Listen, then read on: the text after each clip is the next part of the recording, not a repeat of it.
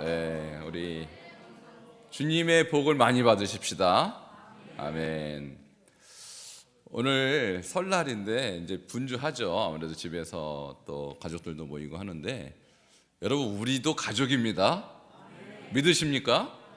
물론 여러분 각 가정도 중요하죠. 또 그러나 우리가 교회가 또 큰 가정입니다. 그래서 우리 설을 여기서 세는 겁니다. 이렇게 할렐루야. 오늘 말씀 암송 축제인데요. 제가 중국에서 이슬람 사람들에게 복음을 전하는데 그 무슬림들이 놀라워요. 어떻게 놀랍냐? 저런 아이들이요, 학교를 어떤 학교를 가냐면 일반 학교도 물론 보냅니다. 일반 학교도 보냈는데 이슬람 학교를 보내요, 부모들이. 근데 그 학교는 뭘 하는 학교냐면 중국입니다. 사우디아라비아가 아니라 중국에서 일어난 일이에요. 코란 학교를 보내요. 코란이 여러분 뭔지 아십니까? 모르는구나. 우리는 성경을 보고 이슬람 믿는 사람은 코란을 봐요. 그 사람들의 성경이죠. 이슬람 경전이 코란인데 코란 학교를 보내요, 저런 꼬마 아이들을. 그래서 뭘 하냐? 코란을 뚜껑부터 뚜껑까지 싸그리 다 외워요. 그게 이슬람 교육이에요. 안 놀라십니까? 여러분, 그래서 이슬람 전도하기 어려운 거예요. 얘네들은 뼛속까지 이슬람이에요. 여름에 우리는 성경학교, 겨울에 성경학교 하죠. 이번에도 동계수련회 하는데 2박 3일 합니다. 그것도 비용도 많이 들여서 하는 거예요. 근데 이슬람 아이들은 평소 때 일반 학교를 보내더라도 여름에 코란 학교를 합니다. 근데 2박 3일이 아니라 2달 내내 해요. 매일 모여서 코란을 배워요, 이슬람 아이들은. 안 놀라십니까? 그러니까 우리 기독교 교육은 아주 열심히 한다 그래도 주일학교 나오는 것이고, 그리고 여름이나 겨울에 한 2, 3일 모여서 하는 게 다예요. 이게 다라고요. 근데 이슬람 애들은 아예 코란 학교를 보내든지 거기에 안 보는 애들은 여름이나 겨울에 2달 내내 코란을 배운다 이 말입니다. 그러니까 이런 애들이 자라가고 그런 애들이 자라갖고 영적으로 맞붙으면 기독교가 이길 수가 없어요. 이길 수가 없어요. 저는 그래서 무슬림들을 전도하면서 상당한 이 의문이 생겼어요. 무슨 의문이냐면 과거에 기독교가 부흥했던 지역들 있죠. 소위 말하는 소아시아 7교회 지역이 있죠. 그 교회가 다 없어졌어요. 그 지역이 지금의 터키인데 터키는 지금 99% 이슬람 지역으로 바뀌었거든요. 왜 에베소, 서머나, 버가모, 두아디라, 사데, 빌라델비아, 라우디게아, 그 유명한 교회들이 있는 장소가 지금 이슬람화 되었을까? 저는 굉장히 궁금했어요. 그렇게 사도 바울이 피 뿌려 목숨 걸고 전도했던 그 지역들 왜 무슬림화 되었을까? 제가 이슬람 교육을 보면서 이해가 되는 거예요. 그들은 신앙 교육을 형식적으로 시키지 않습니다. 그들은 목숨 걸고 전투적으로 시켜요. 그래서 일반 학교를 안 보낼지언정 코란으로 저 아이들을 완전히 세뇌시켜버려요. 그러니까 제가 무슬림 애들한테 예수 믿으라, 믿겠습니까? 그들이 뼛속까지 이슬람인데. 여러분, 이런 제가 이 사람들을 만나면서 우리 한국 기독교, 그리고 특별히 제가 목회하는 반석중앙교회 미래를 대충 10년, 20년, 그리고 제가 이 땅을 떠나서 이 땅에 없을 때 100년 후에 이 교회가 존재할 것이냐 말 것이냐, 여러분 한번 그냥 그림을 한번 그려보세요. 유럽의 그 많은 교회들 있지 않습니까? 영국의 교회들 술집으로 바뀌고 디스코텍으로 바뀌었어요. 교회 지을 때는 엄청 돈 들여서 크게 지었습니다. 근데 지금 박물관이 돼버렸어요. 왜 그랬을까요? 그 당시에는 사람들이 많이 있었겠죠. 교회 나오는 사람이 많이 있었고 헌금도 많이 했으니까 교회도 지었을 테지만 다음 세대를 어떻게 말씀으로 양육할 것인가에 대한 사명감이 없었다는 거예요. 그리고 더 중요한 것은 그 당시에 교회를 성전을 건축했던 성도님들의 머릿속에는 우리가 지금 이 정도면 됐지, 더 무슨 열정을 가지고 성경을 공부하고 다음 세대를 길러내냐, 이랬던 안일함이 있었던 것입니다. 그런데 제가 지난주에 여러분에게 테필린 목회에 대해서 말씀을 드렸을 것입니다. 자, 일주일밖에 안 됐으니까 기억이 정확하게 나시죠? 3대 목표가 뭐라고 그랬어요? 테필린 3대 목표가 말씀의 체질화를 통해서 영적으로 스스로 갱신하는 거예요. 그러니까 여기 계신 분들이 지금 말씀의 체질화가 안 되면요, 초대교회 7교회와 같이 사라질 수도 있는 거예요, 우리 교회가. 그러면 제가 여기서 이렇게 힘써 목회한 것이 무슨 의미가 있겠습니까? 그래서 저는 여러분에게 지금 목회를 하는 것이 그저 열심히 나오세요, 열심히 은혜 받아서, 이런 차원이 아니라 우리 교회의 100년 후, 우리 교회의 500년 후에 이 교회가 과연 존재할 것인가 말 것인가에 대한 심각한, 저는 책임감을 갖고 목회하는 거예요. 그러기 위해서 여러분 즐겁게 해주고 재미있게 해주고 그렇게 해줄 수도 있지만, 여러분 달달달박 볶아갖고 말씀의 체질화를 안 만들면 저는 실패한 목회자입니다.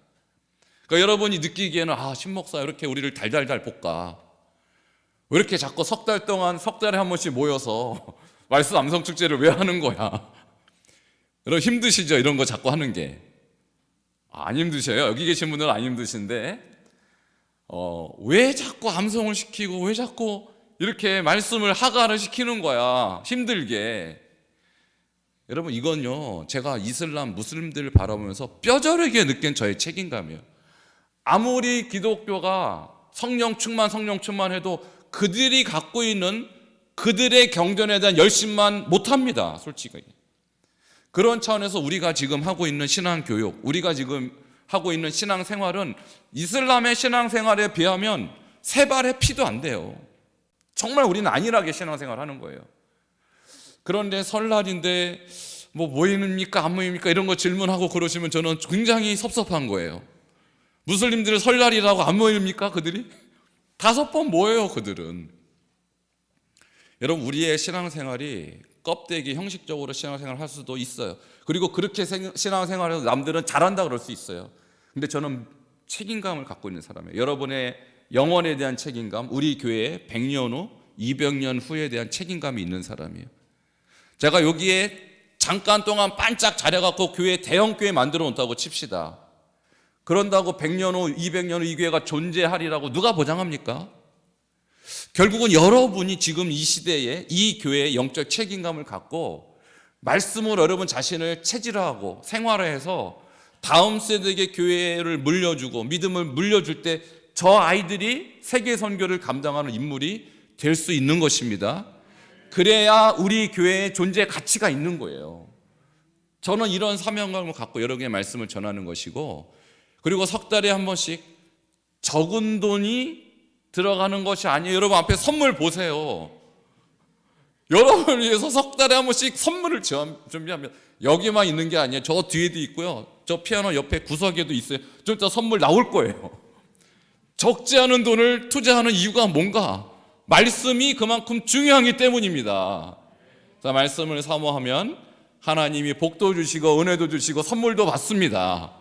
자, 그러니까 우리 교회가 하는 이 사역, 제가 말씀드렸습니다. 테필린 목회예요. 테필린 목회.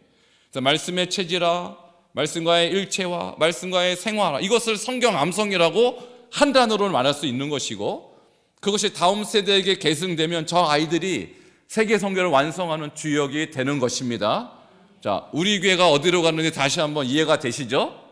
자, 여러분이 지금 내가 왜 여기 왜 와 있지? 결국은 테필린 목회, 그 현장 속에 여러분이 동참하는 것입니다.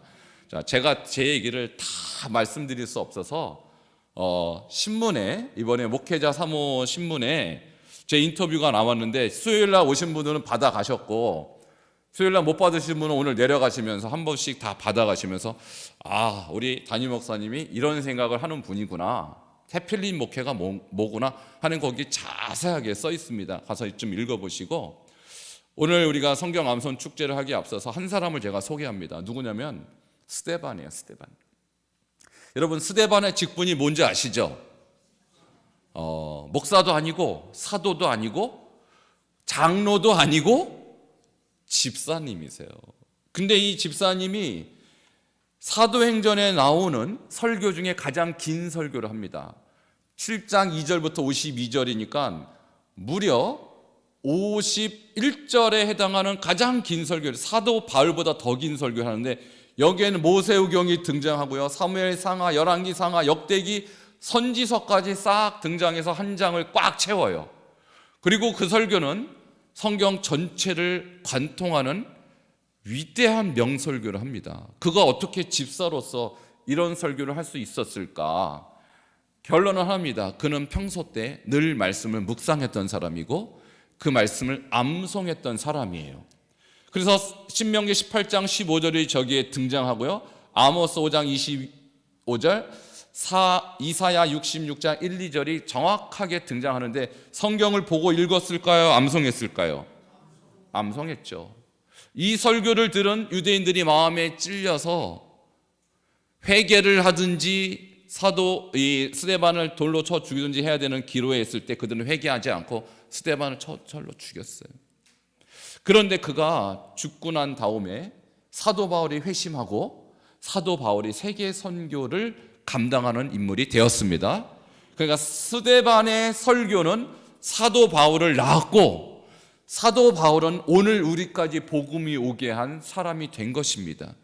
그러니까 성경에 나온 위대한 인물 중에 저는 사도 바울보다 오히려 더 스데반이 더 위대하다. 왜? 사도 바울을 낳았기 때문에. 어떻게 집사가 저럴 수 있었는가? 말씀 암송이기 때문입니다. 우리 교회 집사님들, 스데반과 같은 집사님들이 되시기를 축원합니다. 우리 교회 토요일마다 새벽 기도에 말씀을 전하는 분들이 누구시냐 할 것 같으면 담임 목사가 설교 안 합니다. 우리 교회는 장로님들이 하시고, 어제부터 토요일부터는 권사님들이 설교를 하고 시작했어요. 저는 우리 교회에 스데반과 같은 평신도 사역자들이 나오리라고 저는 믿습니다. 그 근거는 뭐냐? 하가를 하는 거예요. 말씀 암송을 하는 거예요. 스데반같이 말씀에 충만한 사람은 충분히 설교할 수 있고, 사도 바울과 같은 사람도 길러낼 수 있는 것입니다. 오늘 말씀 암송 축제에 비록 많은 분들이 또 가정사로 못 오셨지만, 나오신 분들은 스데반과 같이 이 시대를 변화시키는 주님의 일꾼들로 쓰임받기를 주의 이름으로 축원합니다.